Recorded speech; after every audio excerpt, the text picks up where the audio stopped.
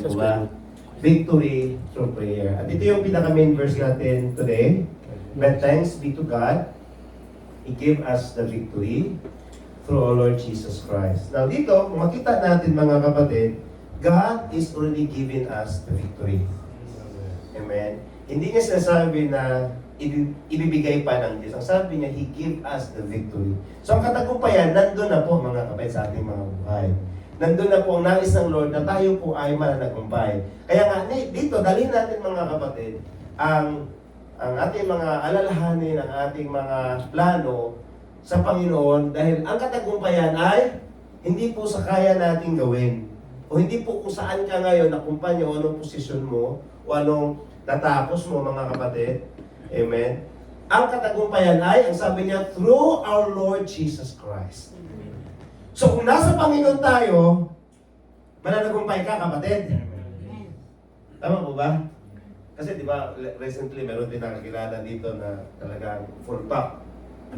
Yung talagang natapos niya, mga kapatid. Naging manager, umikot sa buong mundo, ano pa, CPA, meron pang low graduates, mga kapatid. Oh, that is true, mga kapatid. No? Nakita niyo yung testimony last time.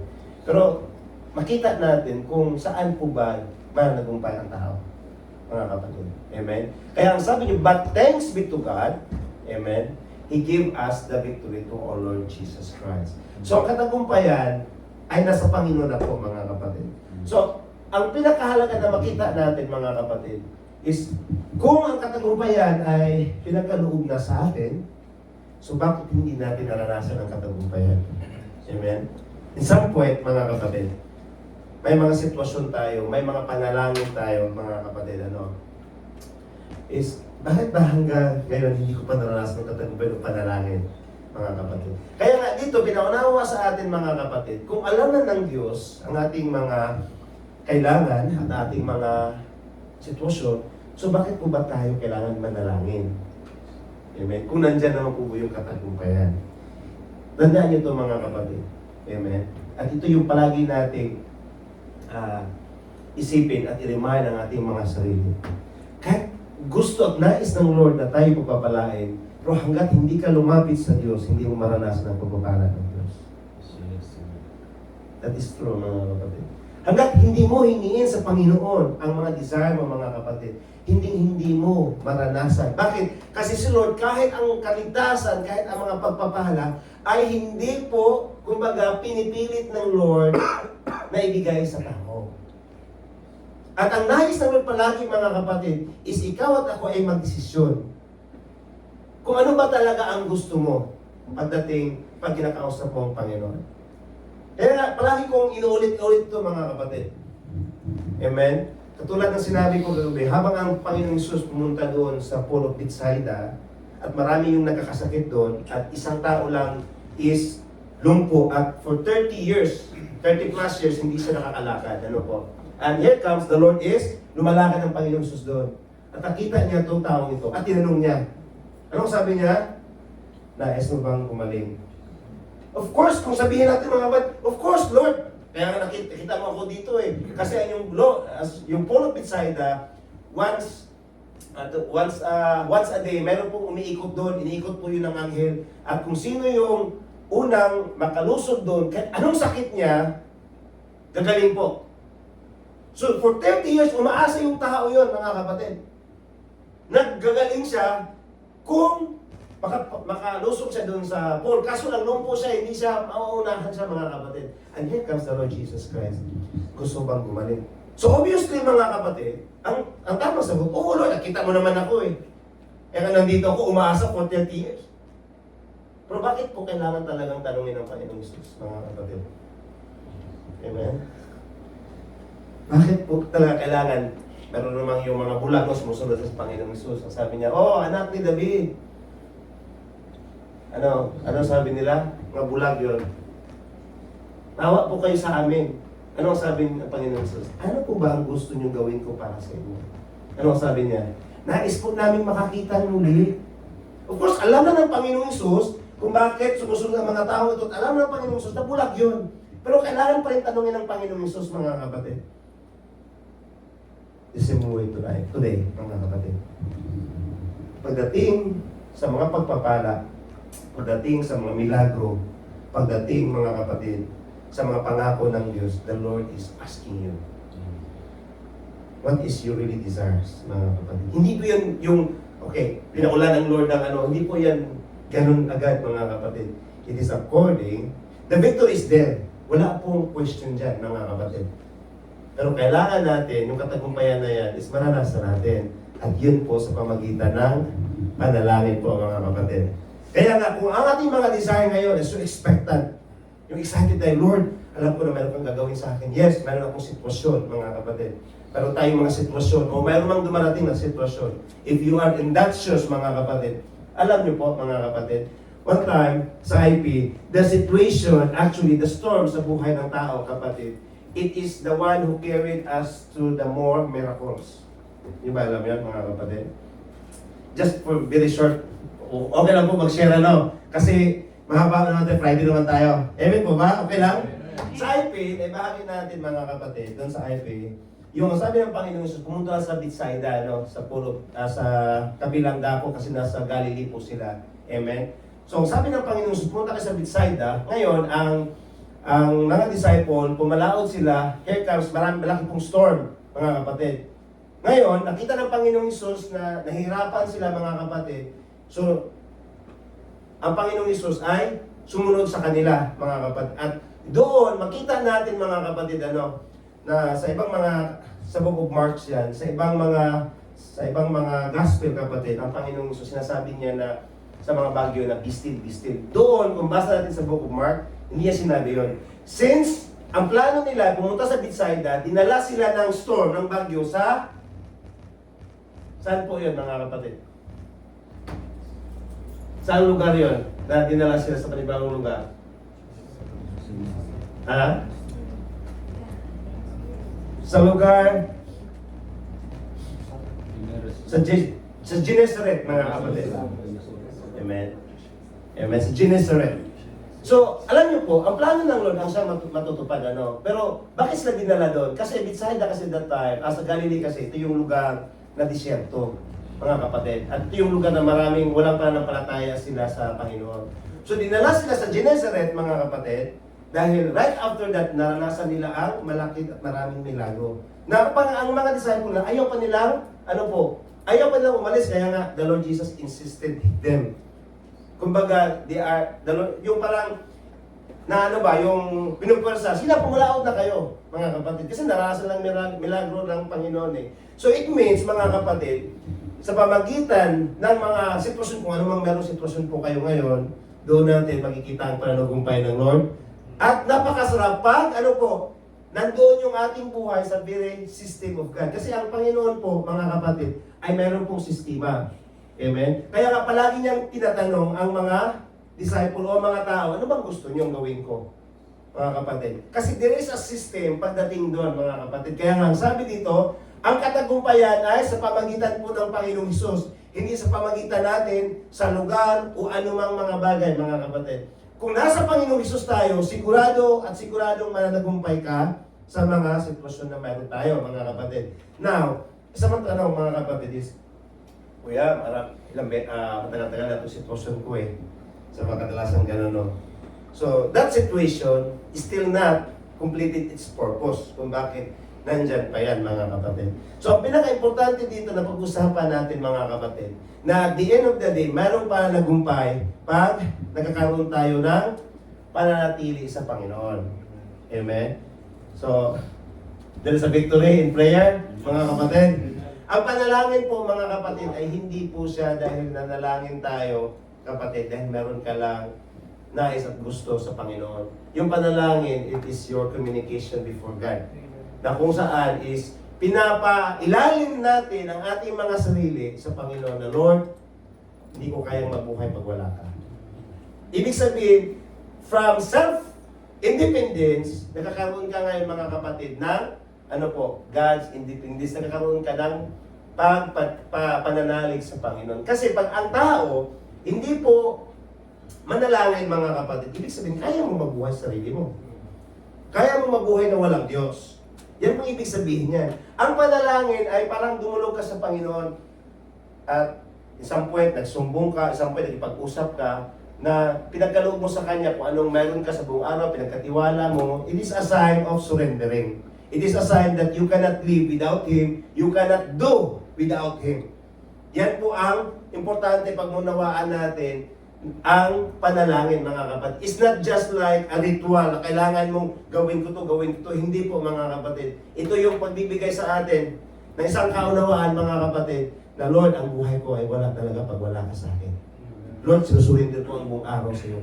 It is a way, kapatid, na pinagkaloob natin sa Kanya ang kontrol ng buhay natin na hindi natin kontrolado ito. Amen po ba, mga kapatid?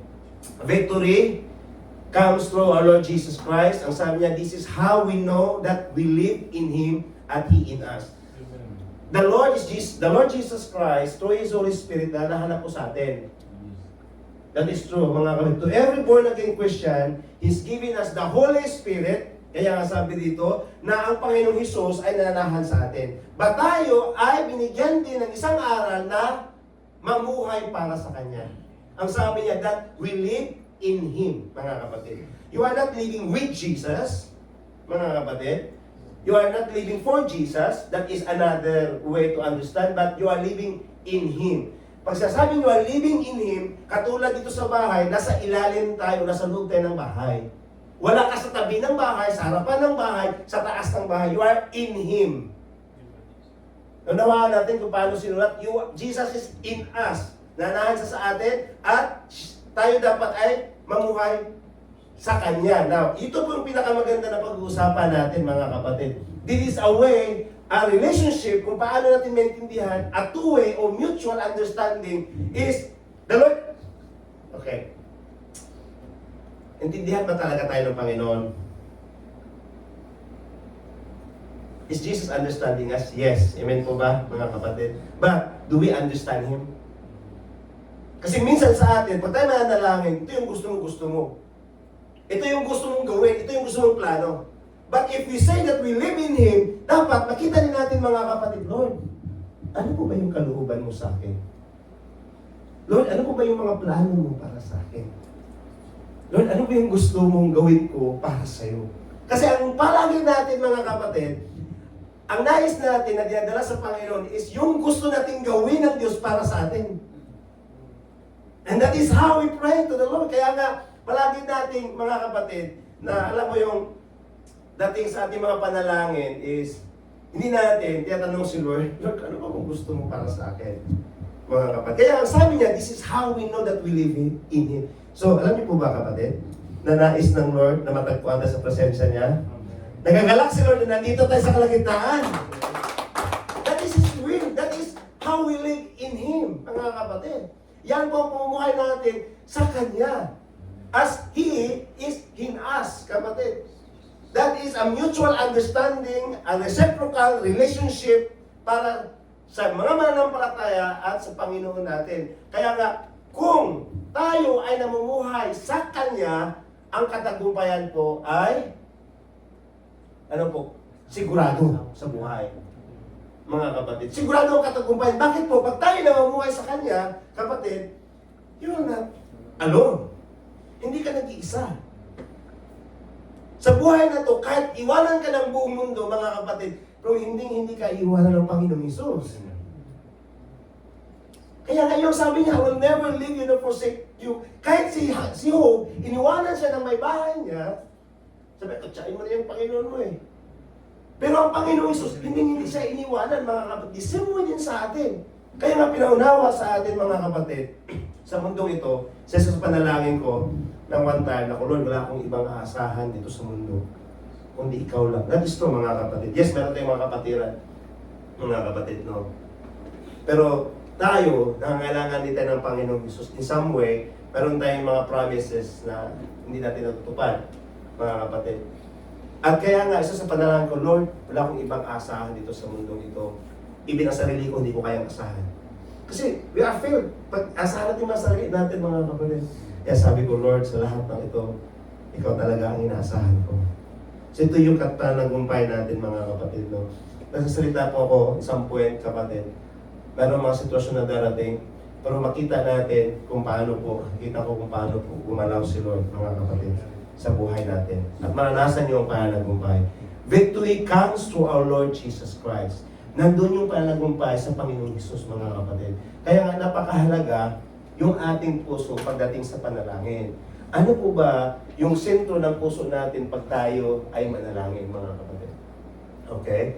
Ang sabi niya, mga kapatid, if my people who are called by my name will humble themselves, pray and seek my face and turn from their wicked ways, then I will hear from heaven and I will forgive their sin and will heal their land, mga kapatid. Ang sabi niya, called by my name, humble themselves and pray and seek my face. At ang kasunod doon is, ang sabi niya, diringgin ko sila, patawarin ko sila at ang sabi nila is, nandun yung pagpapala sa kanilang mga buhay. So ano yung dapat inuuna, mga kapatid?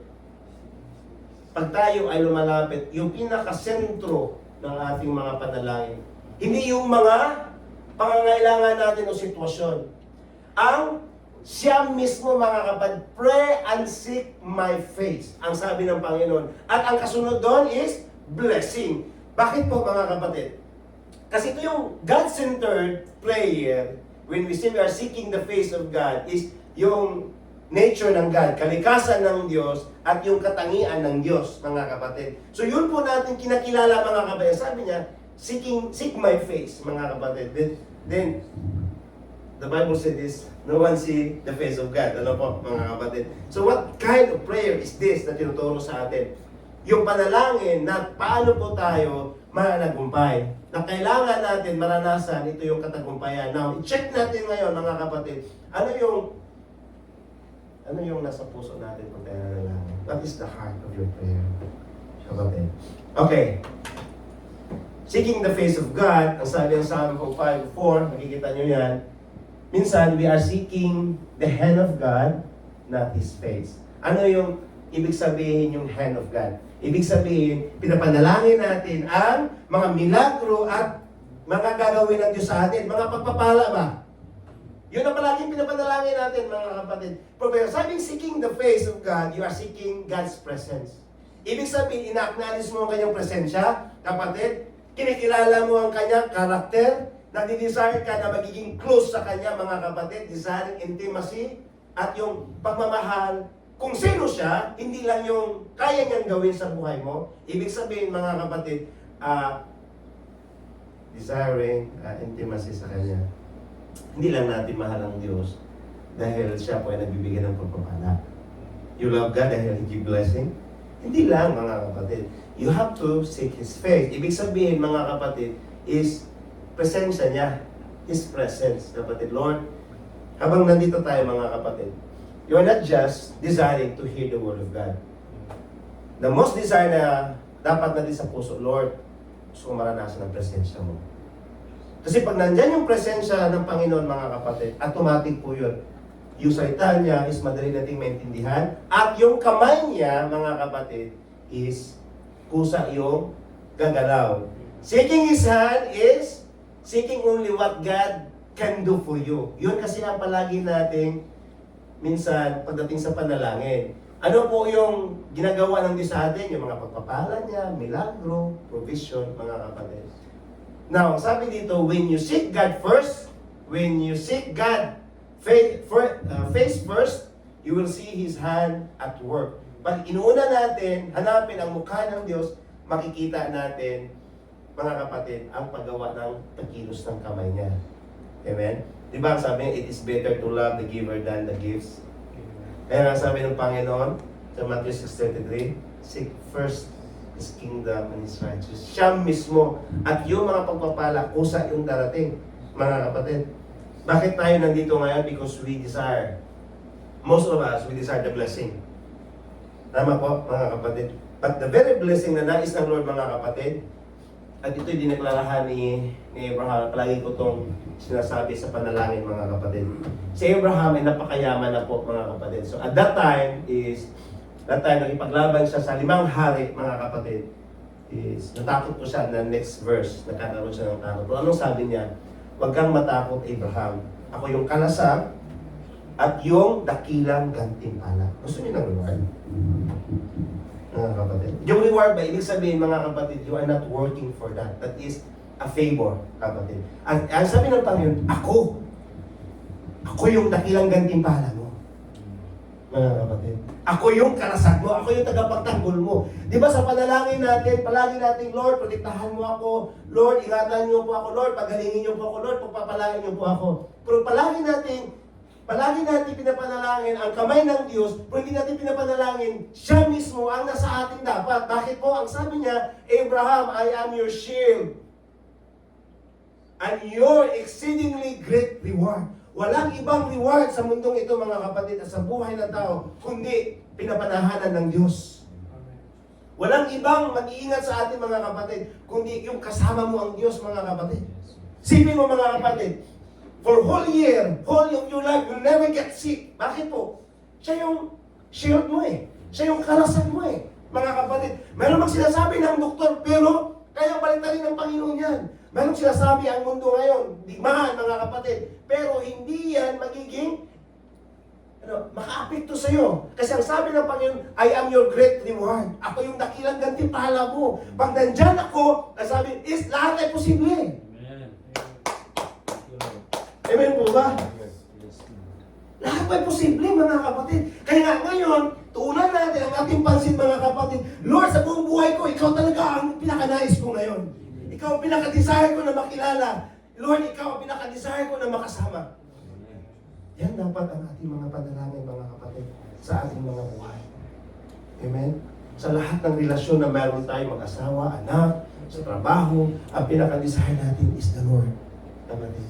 Yun ang sinabi niya kay Abraham.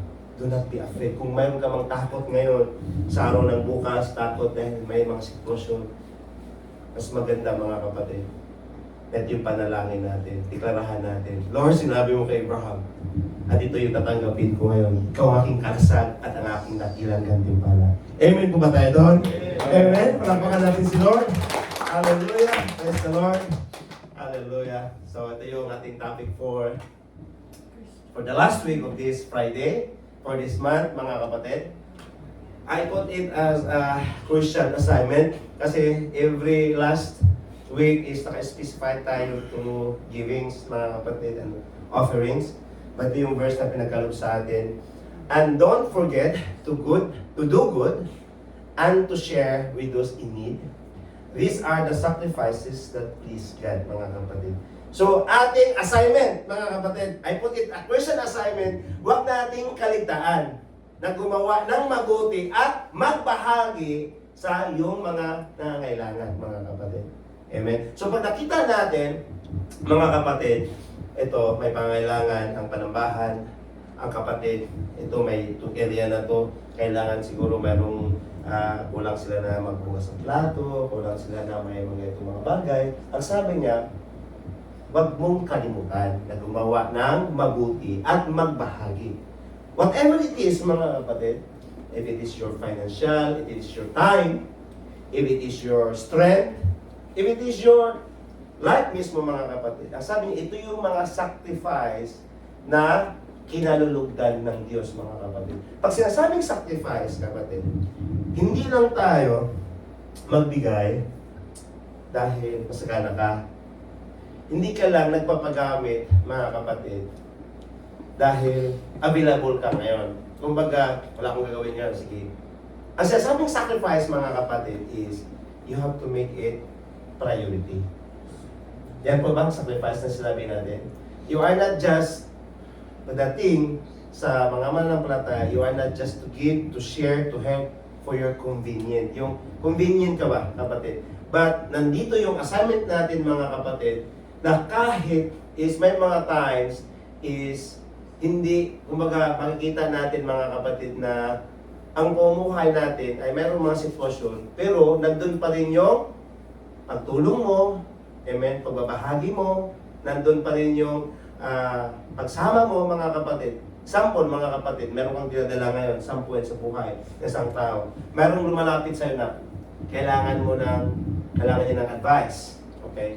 Now, ngayon, dahil emosyon ka, mga kapatid, o nasa emosyon ng isang tao, is hindi na bibigyan ng tamang advice. Sabi, di man pwede mo sabihin, Brad, saka ka na kita kakasapin kasi mayroon din akong sitwasyon, problema ngayon eh.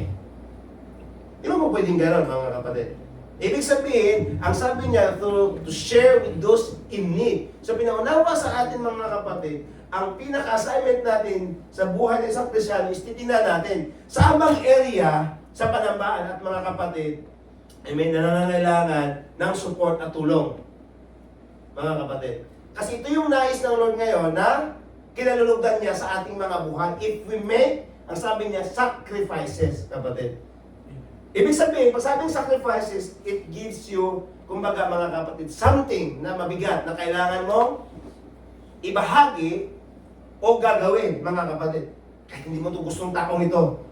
Palagi kang, kumbaga, hindi maganda ang pakikitungo sa iyo. Pero since na ngayon, tumalapit sa sayo mga kapatid, kailangan mo ngayon na, pakikitunguhan ng sabihan to do good. So, assignment natin yan bilang Christian, mga kapatid. Now, I'll give you example, mga kapatid, na makita natin. Kasi dito natin makita, mga kapatid, ang generational blessing. Alam po ba natin ang generational blessing, kapatid? Yung sinabi ng Lord ng generation to generation ang pagpapala. Okay. Basahin natin, mga kapatid, ang 1 Samuel 18:2-4. Ang sabi niya, from that day, Saul kept David with him and wouldn't let him return home.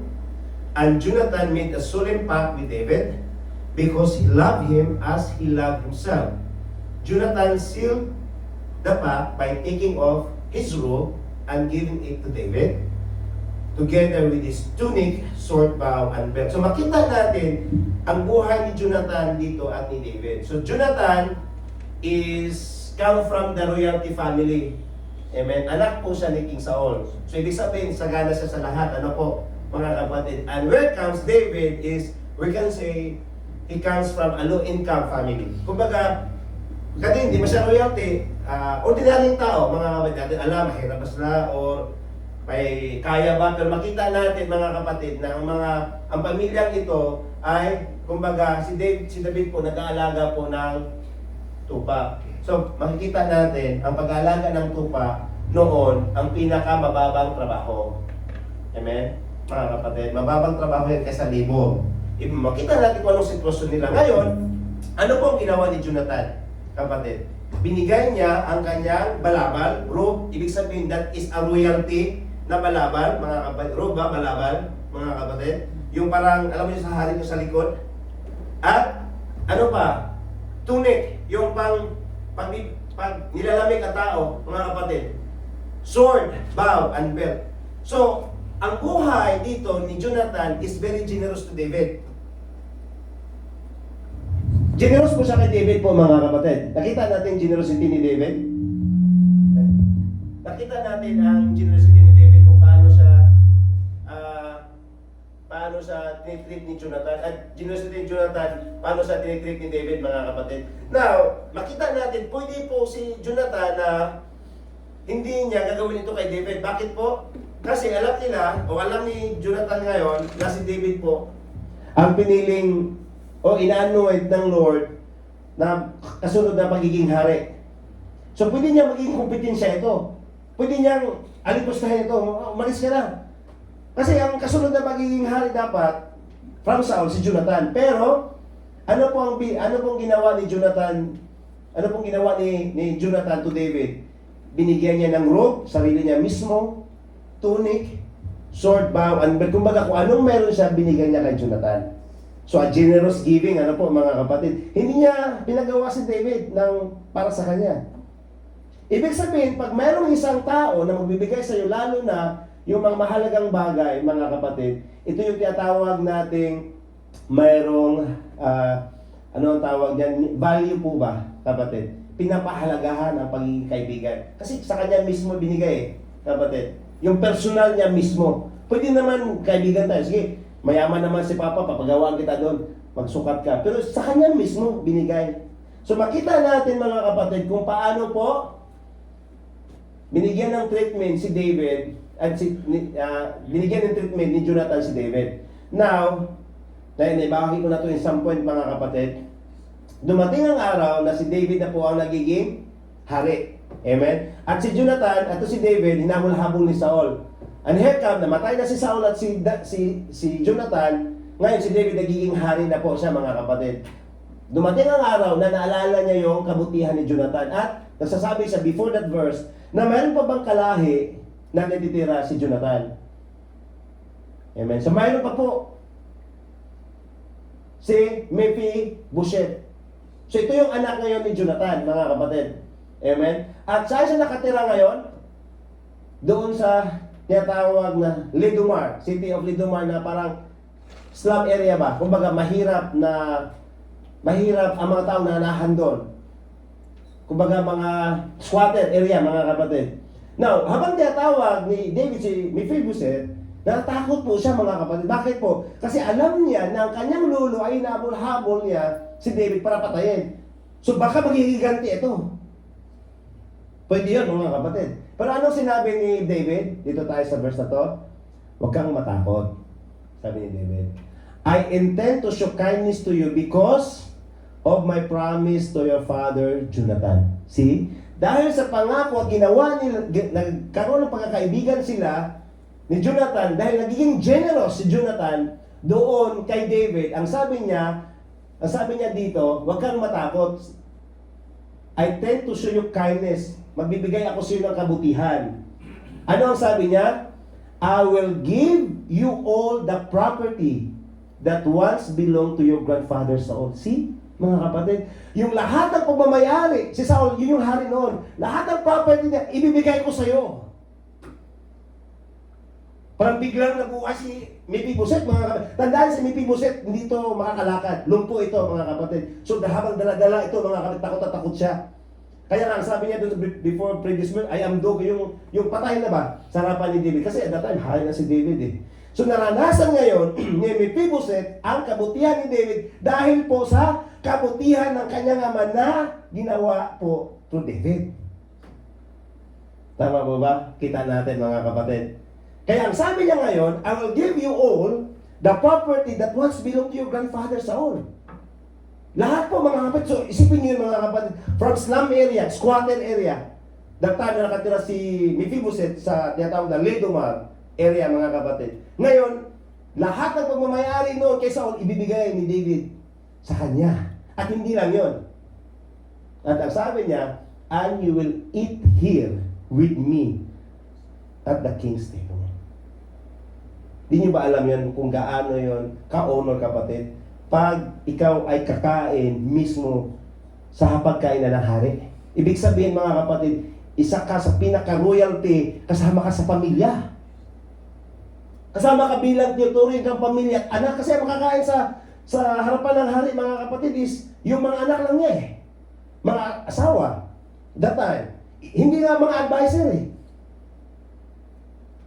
Kaya ngayon makita natin na mayroong pagpapala na hindi alam ni Mephibosheth na mayroong nakalaan na pagpapala sa kanya. Bakit po? Dahil sa ginawa ni David, ginawa ni Jonathan to David, mga kapatid, na generosity. Now, ano yung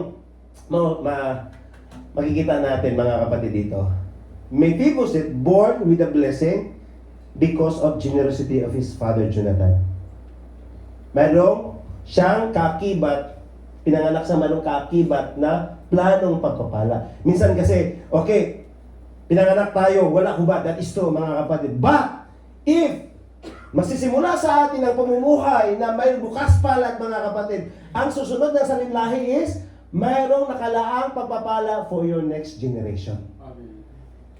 Kita natin, ang kabutihan pag nagkakaroon tayo mga kapatid ng pagbibigay, bukas loob sa ating oras, sa ating time, sa ating mga buhay. Kaya ito yung sabi ng Lord, honor the Lord with your wealth and with your best part of everything you produce. Then He will fill your barns with grain and your vats, yung lalagayan ng alak, will overflow with good wine. Ibig sabihin, ang pagpapala na nakalaan sa atin, mga kapatid, will not contain with your generation. Hindi sapat mga kapatid, na ubusin mo sa henerasyon mo. Ang sabi niya, will overflow. It means na it will flow to your next generation. Amen. Amen po ba? Yan po, pag marinig niyo ang generational blessing, mga kapatid, kung makita natin. Now, let's reflect, mga kapatid, kung paano po namumuhay si Jonathan, kung paano niya pinapakikitunguhan si David. Kasi pwede niyang kompetensya yun, mga kapatid eh. Kasi at the time, si David na naging hari, mga kapatid. Pwede maging kompetensya yun sa pagiging hari. But, sa kabila ng lahat, mga kapatid, nandun pa rin yung magandang pakikitungo niya. At hindi lang yun, binigyan niya pa yan yung anong mga personal na meron siya, mga kapatid. Napaka-generous si Jonathan, ano, mga kapatid. Amen. At hindi nagkamali, ang sunod na kasinglahin niya is naranasan din ang pagpapala, mga kapatid. Now, ang pag-uusapan natin ngayon is to unlock. Paano ba natin mabubuksan ito, mga kapatid? A generational blessing sa ating mga buhay. Kasi nandyan na yung katagumpayan, mga kapatid eh. Tandaan natin, pananampalataya natin, hindi natin kinikilos, patay po yun. Tama po ba? That's what the Bible said. Faith without your action is dead. So, kailangan natin ilakad ngayon ang pananampalataya, mga kapatid. So, first is, gaano ka kasigurado sa kinabukasan mo? Nasigurado ba dito? Sigurado ka ba sa unang bukas? Wala po, ano?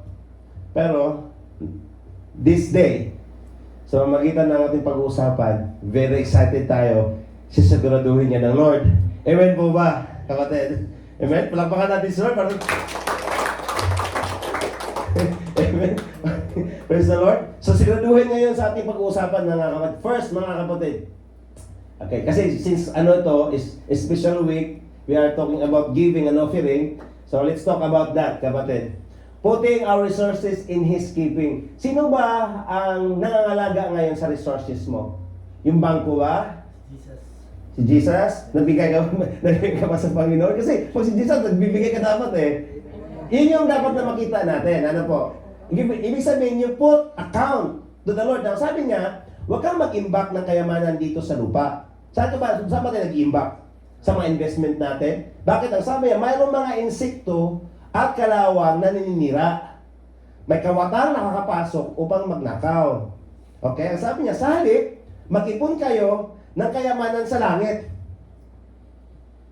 Kapatid, paano po ba tayo mag-ipon ng kayamanan sa langit? Sa gawain ng Panginoon. Di ba? Mayroong sinabi kanina, do good and share. Mga kapatid. Dahil ito yung kinalugdan ng Diyos. Ang sabi niya, sa halip mag-ipon kayo ng kayamanan sa langit kung saan walang insekto at kalawang na naninira. Walang kawatang papasok upang magnakaw nito. Sapagkat kung saan ang iyong kayamanan, naroon din ang iyong puso. Mga kapatid. Saan ang puso mo ngayon? Kung si Lord ang ating puso, ito yung kayamanan natin si Lord. Kumbaga, si Lord ang inuuna natin. Sa lahat ng bagay. Pinagkatiwala natin, even ang ating mga resources, mga kapatid, doon tayo nag-imbak. Doon tayo nagkakaroon ng tinatawag mga kapatid, yes, mayroon pong account tayo sa mga bangko. Do you have an account to the Lord? Ha? Eh kasi tandaan natin, putting our resources in His keeping. Pinagkatiwala natin, meron tayong mga resources sa pangangalaga ng Diyos, mga kapatid. So, binigyan tayo ngayon kung saan ang the best na investment. Hindi sa cryptocurrency, ha? Mga kapatid. Hindi sa Bitcoin o sa anong mga bagay. Saan po ang the best na mag-invest? Na ipapangalaga natin ang ating mga resources. Sabi niya, sa langit ay walang insekto, maninira at kawatang papasok, mga kapatid. So kung doon ang ating mga resources, mga kapatid, sinisigurado ng Lord ang ating kinabukasan. Bakit? Sinisecured niya ngayon ang ating bukas. Kasi pag si Lord ang mga nalaga kapatid, hindi talaga manakaw. Amen po ba? Oras natin. Saan natin binibigay ng mas mahalagang oras? Kung Lord, bibigay ko sa iyong oras. That is also an investment, kapatid. You are putting your time. Kasi your time is, kumbaga, parehas tayo. Walang 25 hours a day dito. Parehas tayo mayroong 24 hours a day. Saan mo ba pinagkaloob ang ating mga oras? Ating mga talento? Saan mo ba pinapagamit ang iyong buhay?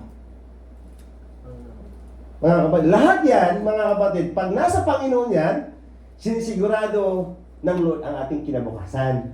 Amen po ba? Pangalawa, mga kapatid, He keeps track of our giving. Ano po? Di ba pag sa mga accounting, sa mga CPA, kung familiar kayo, meron po yung mga debit and credit. Ano ibig sabihin? Ni-record ang papasok at lalabas. Meron po ba kayong tinatawag po mga kapatid na bank notes o yung bank passbook? Katulad ng passport, ano pong ni-record sa passport? Pagpasok mo sa bansa, paglabas sa bansa. Yan pong passport. The same way din sa mga passbook. Ni-record, tinatrack ang flow. Amen? Now dito, makita natin mga kapatid, God is tracking our giving. Ang sabi niya, di ba, ituro sa atin ngayon ang question assignment that you have to do good and share. Ang tumatanggap sa inyo ay ako ang tinatanggap. Sample, if mayroong mga man of God, mga kapatid, pagtanggapin nyo, hindi sila yung mismo tinanggap nyo. Ang sabi dito, si Lord mismo. Okay? You have to understand. At ang tumatanggap, okay, at ang tumatanggap sa akin ay tinatanggap ang nagsugo sa akin. Ibig sabihin, ang Diyos mismo ang tinatanggap natin. Ang tumatanggap sa isang propeta, dahil sa pangalan ng propeta, ay tatanggap ng ganti ng isang propeta. Kuha nyo mga kapatid. Ibig sabihin, mga kapatid, if there is a pastor, teacher, evangelist, o anong klaseng man of God, kung ano ang pagpapala na tatanggapin nila, ito, propeta, the same din ang pagpapala na matatanggap mo. Ibig sabihin, yan po mga kapatid, ang, ano po, yan po spiritual blessing na hindi mo unexpected. Kung anong tinatanggap mo, anong klaseng meron siyang gift, you could have also. So, yun ang sinasabi dito mga kapatid eh. Amen? At ang sabi niya, at tumatanggap sa taong matuwid, so binabaan na taong matuwid, righteous, ibig sabihin, plain born again Christian. Dahil sa pangalan ng isang taong matuwid ay tinatanggap ng ganti ng isang taong matuwid. So it means kung anong ginagawa niya sa buhay ng kabutihan, then matuwid siya, pag tinatanggap mo siya ngayon, ang sabi niya, isang mo din, matatanggap mo ang regalo na yan. Sa 42, at ang sino mang nagpapainom no, pinapababa na ulit, bata. Kasi ang bata noon is wala naman silang rights eh. So ibig sabihin, binabaan na ng Lord. Pag tumanggap ka ngayon sa bata ng maliit na ito, ang sabi niya, kahit isang sarong tubig, binigyan mo na isang tubig na malamig, dahil nauuhaw. Dahil sa pangalang alagad, dahil anak siya ng Diyos, katutunan sinabi ko sa iyo, ang sabi niya, hindi mawawala ang ganti sa kanya. Ibig sabihin, pag ikaw ay gumawa ng kabutihan, kapatid, sa panambahan, sa kapwa-tao, the Lord is tracking your good deeds, your giving, or lahat ng ginawa mo ngayon, mga kapatid. Ang sabi niya, hindi mawawala ang ganti, yung reward para sa iyo. Amen po ba? Kita natin kung paano tayo tuturuan na gumawa ng mabuti. Minsan, alam niyo po, mayroon kapatid dito, kahit ang bangko, minsan ninakawan ka pa eh. Pag hindi mo, alam niyo mga kapatid, ninakawan ka pa ng bangko sa mga recording nila. But sigurado ako, pagdating sa Panginoon, sabi niyo, hindi mawawala ang ganti mo. Are you excited mga kapatid? Kaya nga minsan, bakit tayo, pagdating sa pagtutulong ng kapwa-tao, pagtutulong sa panambahan, minsan, ano tayo yung napipigilan? Kasi ayaw ng kaaway na makakatanggap ka ng reward sa Panginoon. Kita natin, mga kapatid? Kaya ang tao, nag-i-struggle, bakit? Ito yung sabi ng Lord, mga kapatid. It means, pinapatunayan niya ngayon na kinabukas. He will confirm. Kasi di ba, He tracked the records. Ibig sabihin, nagpapatunay yan na magandang kinabukasan mo. He will confirm your future. No one can confirm your future kung magandang kinabukasan mo. Tama po ba? Kapatid? Walang nakakaalam na magandang kinabukasan mo. Pero pag si Lord, mga kapatid, alam niya na magandang kinabukasan mo, He confirmed. Ang sabi niya, hindi mawawala ang gantimpala mo. Ngayon, nagbibigay kayo ng oras. Mga kapatid, bibigay kayo ng talento. Hindi mawawala ang pagpapagamit niyo sa Panginoon. Ang gantimpala na tatanggapin natin. Alam niyo yung gantimpala, kapatid? Ito yung hindi natin pinagtrabahuan na doble na pumapasok sa buhay ng tao. Amen po ba? Pangatlo, mga kapatid, okay. Since giving ito, focus tayo, no? Magbigay kayo upang bigyan din kayo ng Diyos. Ibabalik ninyo sa inyo ng sobra-sobra at umapaw ang binigay sa inyo. Now, magbigay tayo mga kapatid, hindi dahil na humihingi tayo ng kapalit sa kapwa-tao, saan man kayo nagbibigay. Pero meron sinabi ng Diyos, pag tayo nagbigay, meron ding balik mga kapatid. At sobra-sobra. Ibig sabihin mga kapatid, ang binigay mo, yung time mo, talento mo, o yung financial mo, ang sabi niya, is pwedeng i-multiply ng Lord yan na balik sa'yo.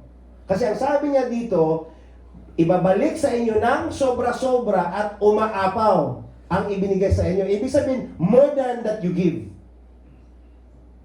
Kita natin, mga kapatid. Sapagkat, kung gaano kayo magbigay sa iba, ganun din ang pagbibigay ng Diyos sa inyo. Now, the thing is, that is, hindi po, the amount does not count. Anong klase kang magbigay?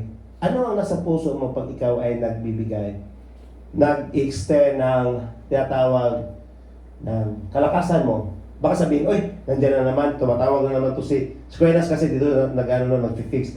O, pagtulong mo Squenas ito, na ano, yung trabaho na naman to.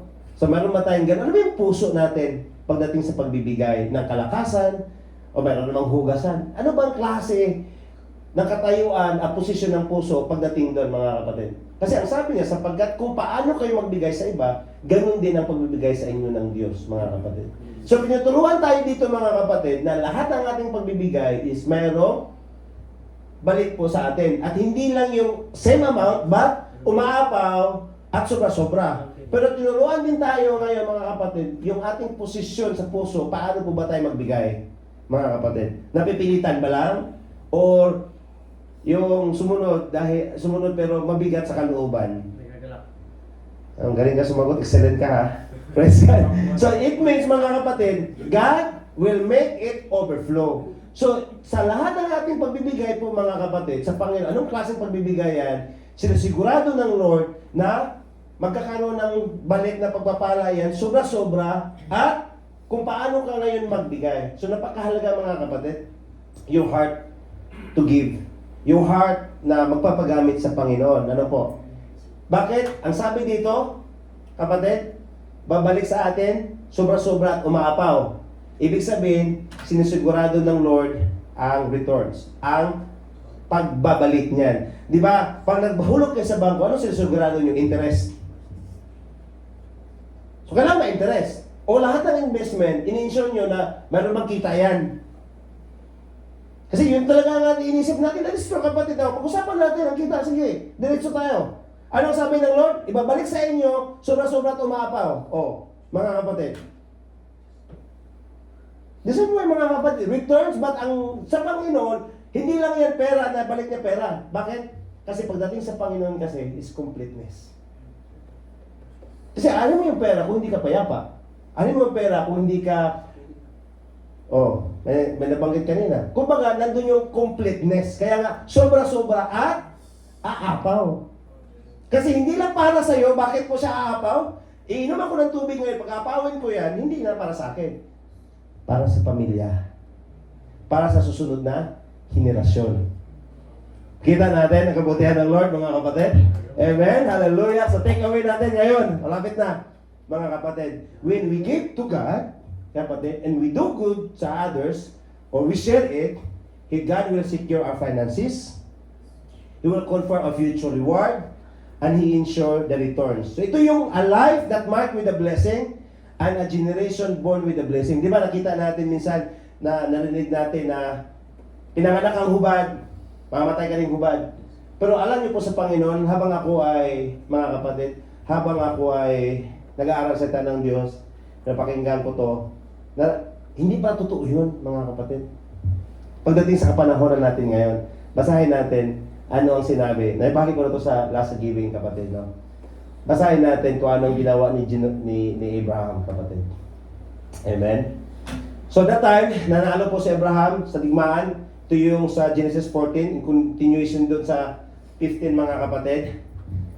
So, natalo niya ang haring Kedorlaomer at yung iba pang hari, mga kapatid. Amen? Tapos, ngayon, sinalubong po siya ni Melchizedek. Si Melchizedek po, hari ng Salem at pari ng kataas-taasang Diyos. Sabi niya, at ng tinapay at alak at binabasbasan. So anong sabi niya ni Melchizedek? Pagpalain ka nawa, Abraham, kasi Abraham pa siya at that time, hindi pa siya si Abraham, kapatid. Sa katastaasang Diyos na lumikha ng langit at lupa, purihin ka ng katastaasang Diyos. So, nagbigay sa iyo ng katagumpayan. So, right after, kapatid, anong ginawa ni Abraham? Binigay ni Abraham kay Melchizedek ang ikasampung bahagi ng lahat ng kanyang nasamsam buhat sa labanan. So, that is tinatawag mga kapatid, outpouring of giving.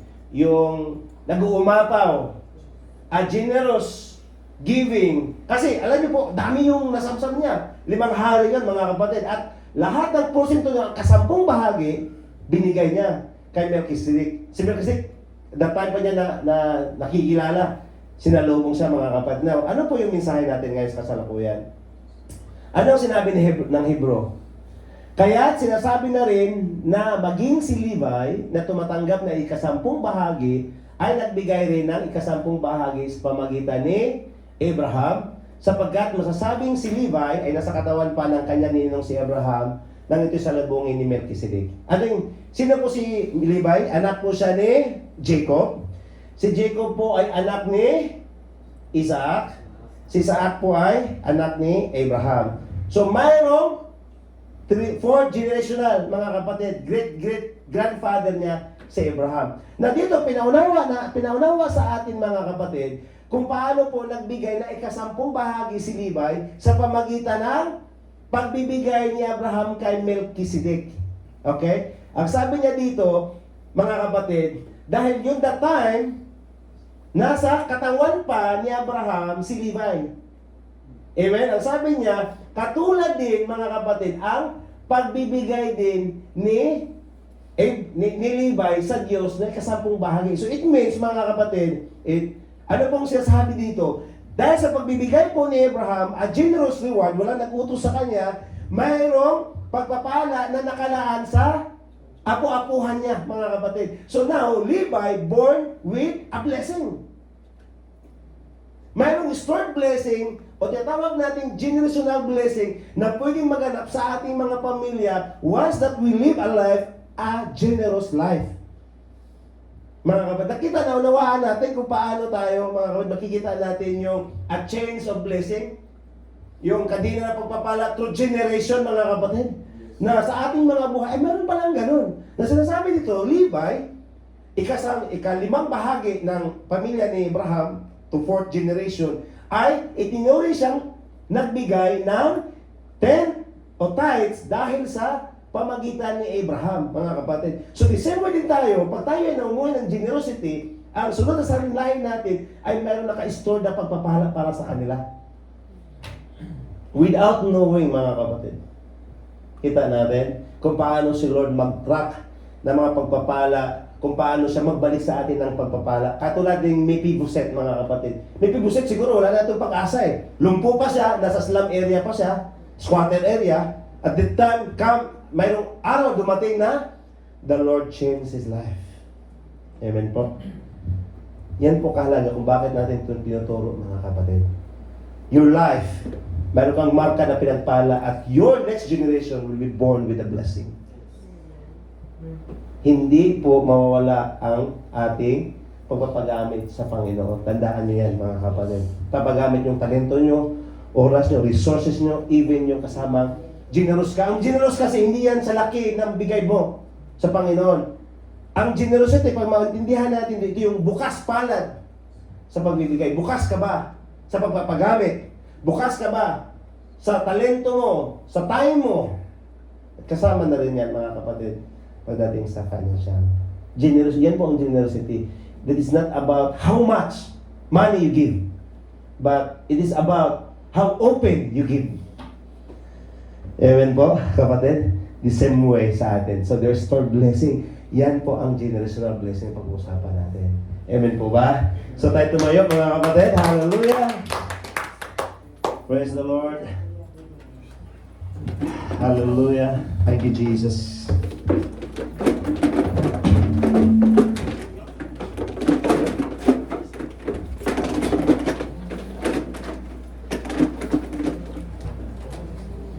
Amen. Hallelujah. Thank you, Jesus. Hallelujah. Amen. So, alam ko na pinagpala po tayo mga kapatid. The reason na tayo po ay lumalapit sa Diyos dahil we need God. Kailangan natin ang Diyos, mga kapatid. Okay, pinag-usapan natin tong blessing po, mga kapatid. But tandaan natin, sa lahat ng ating dinudulog sa Diyos na mga plano, mga kabigatan at alalahanin, at ang pinakanais ng Lord, mga kapatid, sa buhay na to, na siya mismo ang ating unahin, kapatid. We seek all things in this world, but we have to tune in our heart na, Lord, above all these things na hinihingi ko sa iyo, Panginoon, Lord, above sa mga plano na meron ako na dinadala sa iyo, Lord, above sa pinaka-desire na nais ko sa buhay nito, Lord, ang lahat na yan, Panginoon, we seek you above all. We desire you above all. Dapat si Lord ang pinaka-desire natin sa lahat ng bagay na ito, mga kapatid. Dapat si Lord ang pinaka-naisin natin.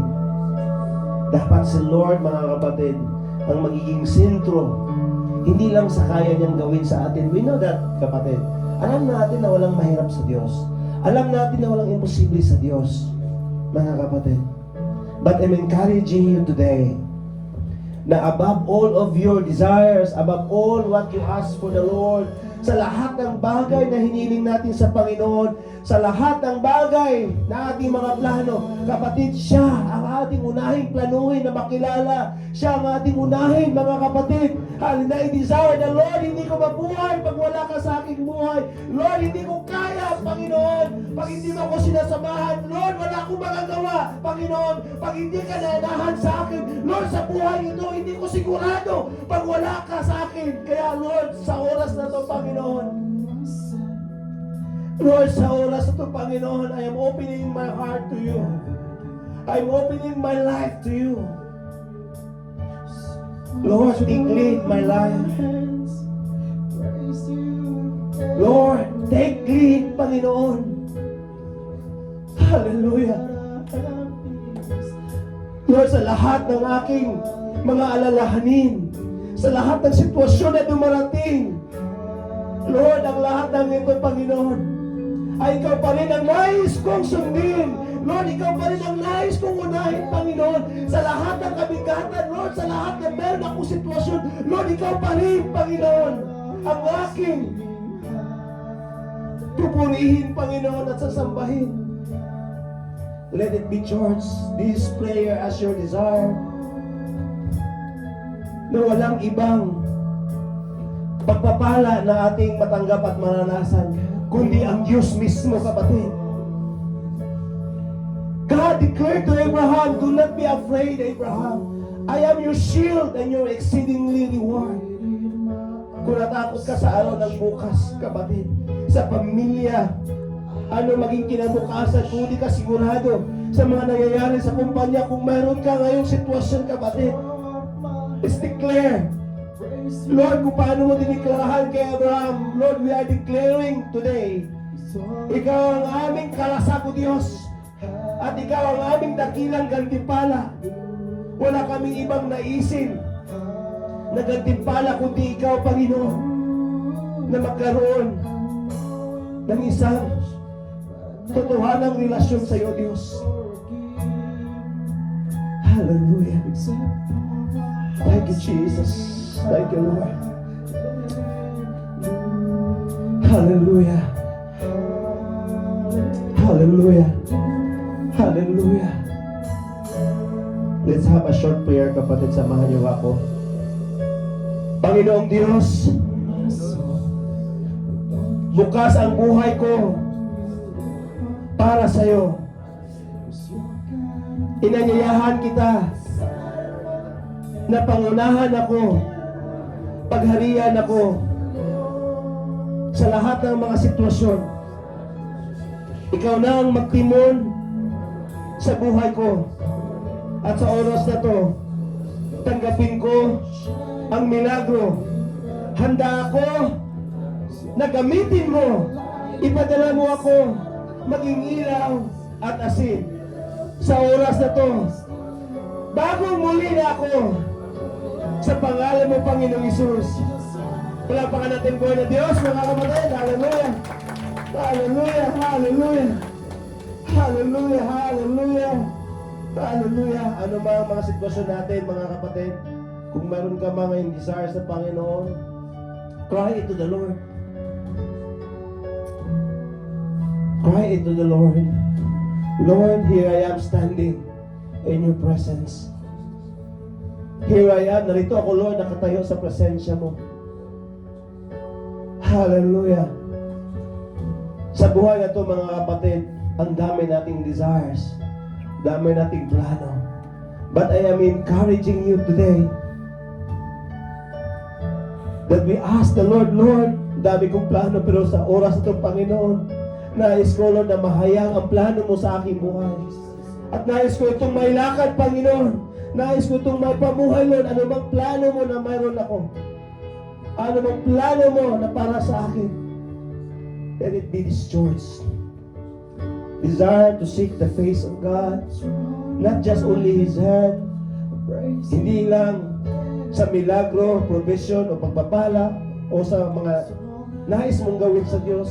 But I'm encouraging you today that desire to seek His face, build an intimacy, a relationship, know His character, know His word. Kilalanin natin siya, mga kapatid, sa pamagitan ng kanyang salita. Isang relasyon, sa Panginoon, sa bawat isa sa atin, na magkaroon ng panibago, kapatid. Lord, bigyan mo ng panibagong kagalakan ang bawat isa, Panginoon. Kagalakan sa kaligtasan. Lord, ibalik mo kami sa unang pag-ibig sa iyo, Diyos. Ang lahat ng mga kapatid na nandito, Lord, sa iglesyang ito, Panginoon. Lord, bigyan mo ng panibagong apoy. O Lord, panibagong pananampalataya, Lord, na magliliyap, na magpurit, magsamba sa iyo. Lord, bigyan niyo kami ng puso na katulad ng Panginoong Isus na maglingkod. Puso, Lord, na manalangin. Puso na magpuri. Puso, Lord, na hatang gamitin mo, Diyos. Lord, bigyan niyo po kami, Panginoon, ng uhaw sa presensya mo. Gutom sa iyong mga salita, Panginoon. At bigyan niyo kami, Lord, ng isang desire, Lord, na hindi namin kaya, O Diyos, pag wala ka sa aming buhay. Hallelujah.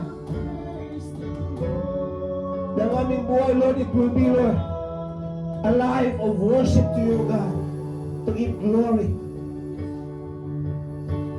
Lord, sa mga kapatid, sa pang-umaga, Panginoon, I am speaking, Panginoon, hallelujah, that fill us with your presence, O Lord.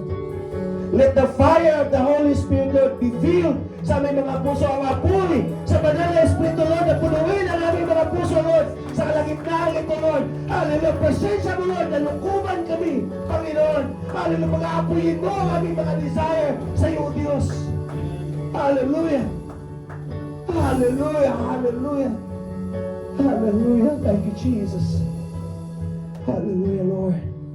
Kausapin mo ang bawat isa sa mga sitwasyon. Lord, sa oras na to, Banal na Espiritu, we ask, oh Lord, nalukuban mo kami sa iyong kaluwalhatian, Panginoon.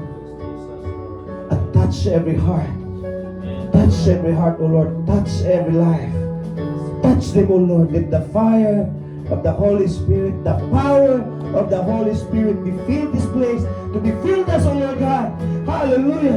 With your presence, oh Lord. Let your glory manifest, oh Lord.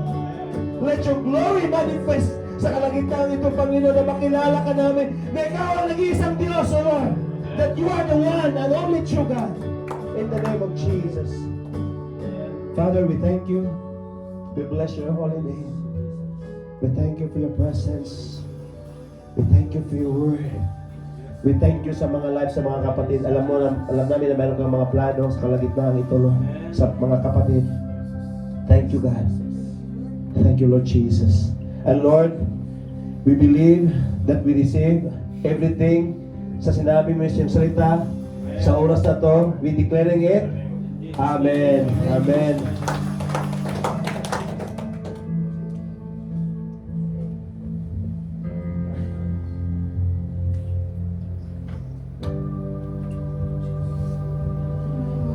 Hallelujah. Bago tayo magtapos, awitin natin.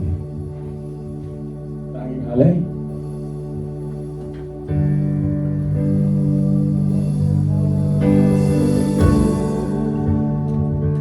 Hallelujah.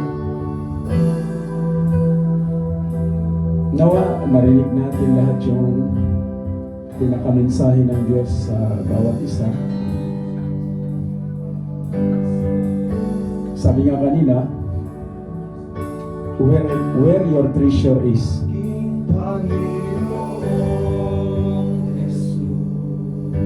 there your heart will be also.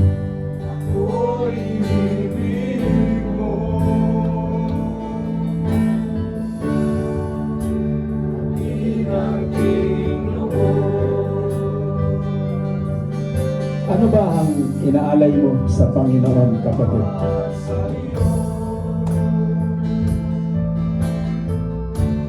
Alam niyo po, habang pinapakinggan ko yung pinaparating ng Diyos sa bawat isa sa atin, generational blessings,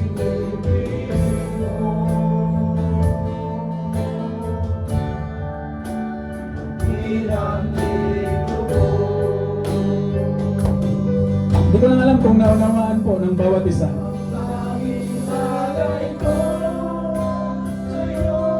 Ito po, it is not about money. This is about lordship. Like, kagaya kay Abraham. Nung si Abraham tumayo, from Abraham to Abraham, yung lordship niya ba? Walang nag-disciple sa kanya, walang nagbahagi ng salita ng Diyos sa kanya. But the Bible speaks, he has to pray. Lahat po tayo may pananampalataya mo po, kaya ano, mga kapatid? Dahil po ang dami na po nating pagkakataon at panahon. Bakit po, mga kapatid? Dahil ang katotohanan po, ang pagbibigay, giving reveals what really owns your heart today. God is not after your money. God is not after your wallet, church. Maaaring ang dami nating awiting worship ngayon. Maaaring nagtaas ka ng kamay mo sa Panginoon, Lord, isusuko ko na to. Pero bukas, right after today, iba na naman ang tinataasan mo ng kamay. But when it comes to giving,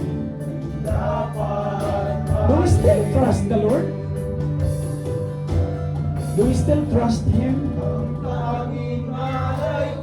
Kaya nasabi kanina, assignment, lifetime po ito.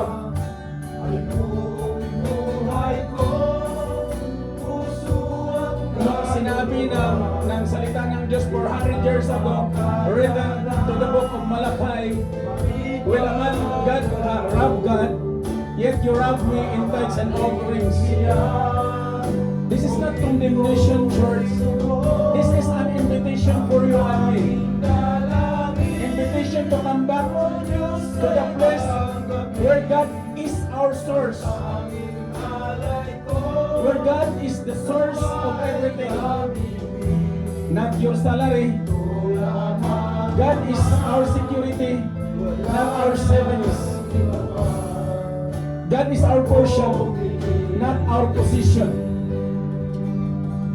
Tinatawag tayo ng Panginoon ngayong umaga habang nananalangin yung preacher kanina. Tinatawag tayo into a repentance and surrender.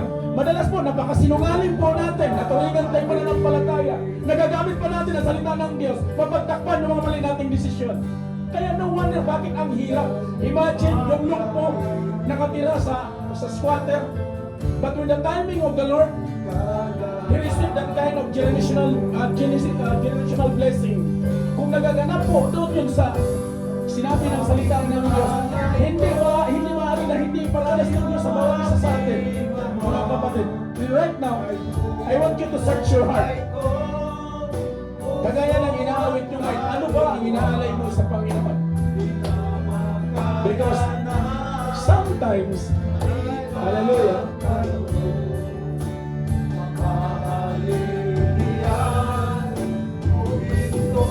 lagi po hold yung puso natin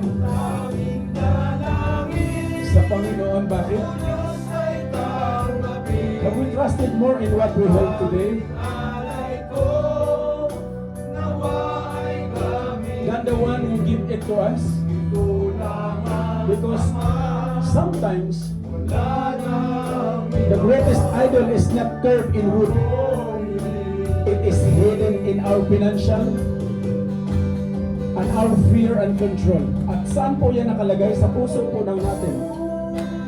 Nawa ngayong araw, maunawaan natin, God has called you and me, calling us to grow deeper. Lalalim yung ating relasyon sa Panginoon, lalalim yung ating pagsamba, lalalim yung pagkaunawa natin na kung nasaan man nagkatipon ang mga lingkod ng Diyos, naroon ang biyaya at pagpapala. Huwag nung iwasan. Kung able kayo, lumakad kayo. Where 2, 3 gathered in the name of the Lord, di mo kailangan mag-reason out. Go all the way. Gusto mo ng generational blessing? Do not just give, but surrender to the Lord. Like the widow who gave everything. Like Abraham who withheld nothing. But today, bago natin to silyuhan sa panalangin, mga kapatid, I'm praying na nawa mayroon tayong nabibitbit na malalim na aral galing sa Panginoon. It will start into repentance and surrender. Right after na paglabas po natin sa bintuan na yan, di ko po hawak ang inyong isip at puso. Pero alam niyo po, mga kapatid, habang binabalikan ko, hinihimay-himay ko yung salita ng Diyos na mensahe ngayon sa atin. Napakapalad po natin. Dahil po, ang Diyos naghihintay lang sa deklarasyon ng iyong bibig. Madalas po kasi dinideklaraan ninyo mga sitwasyon na hindi naman talaga dapat eh. Doon po, nasasaktan ang puso ko pag naririnig ko yung mga kapatid na nakasama ko sa pananampalataya na instead na magdeklara ng kabutihan at kayamanan na galing sa Panginoon, ang dinideklaraan, chismis. Ang dinideklaraan, puro negatibo. Hindi lumalago. Alam niyo po mga kapatid, kaya po galit ako sa mga individual na nakasama ko sa pananampalataya na sa hanggang ngayon, ang galing magitalit pagdating sa mga bagay-bagay. Pero walang paglago. Alam niyo bakit? Dahil ayokong madamay ang aking pamilya sa ganong klaseng pamumuhay.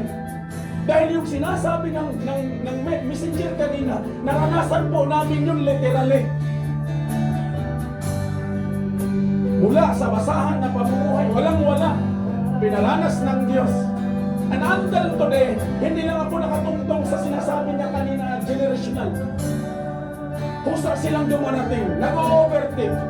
At ang prayer ko, deklarasyon ko sa church na to, na kung pinagpala ng Diyos ang aking mga kamay, ang aking mga paa, ang aking pinimitan, gusto ko kasama kayo. Yun yung pakikiusap ko sa Panginoon, Lord, iparanas mo ito sa aking mga kapatid. Pero nagtataka ako bakit nasa worry kayo nakatayo. Subukan niyo ang Panginoon, mga kapatid. Bakit? Ang sabi ng Matthew 6:33, seek ye first His kingdom and righteousness, and all these things shall be added to you. Nawa, ngayong umaga, mag-uwi tayo ng shall be added unto us. Madadaragdagan ang lalim ng ating pananampalataya. Amen po. Pari po bang itaas ninyo ang inyong mga kamay sa Panginoon? Lord, Father God in heaven, narito ang mga kamay ng iyong mga anak. Apart from you, hindi po namin kaya ito, Panginoon, but because you said on your word, as we repent and surrender, meron kang proportion ng pagpapala sa bawat isa. Church, receive by faith. Holy Spirit, may you mold us with the truth, because the truth will set us free. Silyuhan mo ng iyong banal na dugo, Panginoon, ang lahat ng iyong mensahe na nabigtawan sa aming kalagitnaan. Lalong-lalo na, Panginoon, ang itinuturo mo sa amin na kung paano ang sekreto, paano ang mga desisyon namin sa pang-araw-araw. Kaakibat dito, Panginoon, ang biyaya mo, ang pangako mo na hindi mo pagkukulangin ang bawat isa. Lord, paspasan mo ang bawat buhay, bawat mga kamay na nagtaas sa iyo, Panginoon. na siksik-liglig at aapaw sa kanilang mga buhay. Sa lahat ng aspeto, Panginoon, buksan mo ang durungawan ng langit at sa lahat ng dumarating na mga biyaya ng Diyos o biyaya mo, Panginoon, sa bawat buhay, mapaliteral mo nito, Panginoon, mapa-espiritual, sinyuhan mo ito ng iyong banal na dugo na hindi ito masnats ng kaaway, Panginoon. Bagkus, Lord, palalimin mo ang fellowship, palalimin mo ang pananampalataya ng bawat isa. Sa pangalan mo, Panginoong Isus. At ganoon din, O Diyos, salamat sa buhay ng mensahero namin ngayong gabi, ngayong araw na ito, Panginoon, na pinagpala mo. Salamat sa buhay ng aming Kuya Nils. Hallelujah. Salamat sa teaching, Panginoon, the Samuel, ang anointing. Salamat sa kanyang buhay, extended to his family. Si Maxwell, O Lord, salamat sa mga musician, sa lahat ng mga magagawa na ginagamit ngayon. Ang kitchen ministry, Lord, ang pag-provide, Panginoon, na sa aming pagsasaluhan. Thank you sa mga provision na to. And extend these provisions to those families in need. Hindi lang sa aming mga mahal sa buhay. Bagkus, Lord, even, O God, ang mga kapatiran na nahirapan, buksan mo, Panginoon.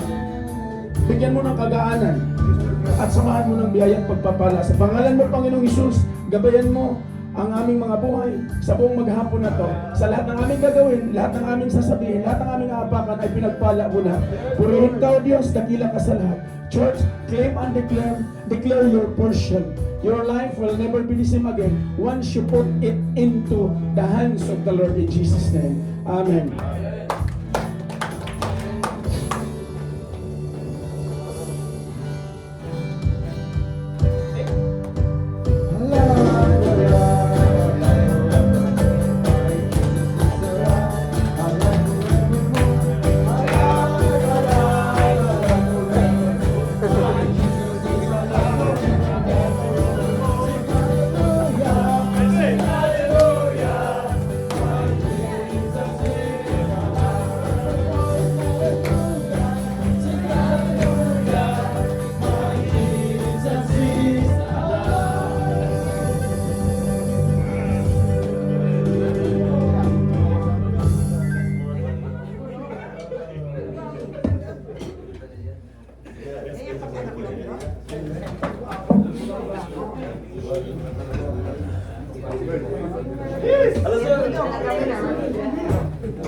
Ay, draw tayo.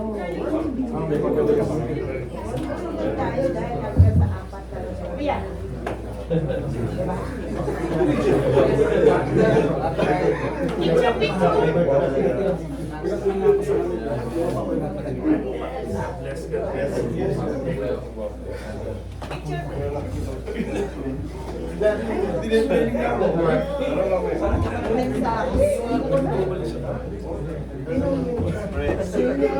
Magpicture tayo.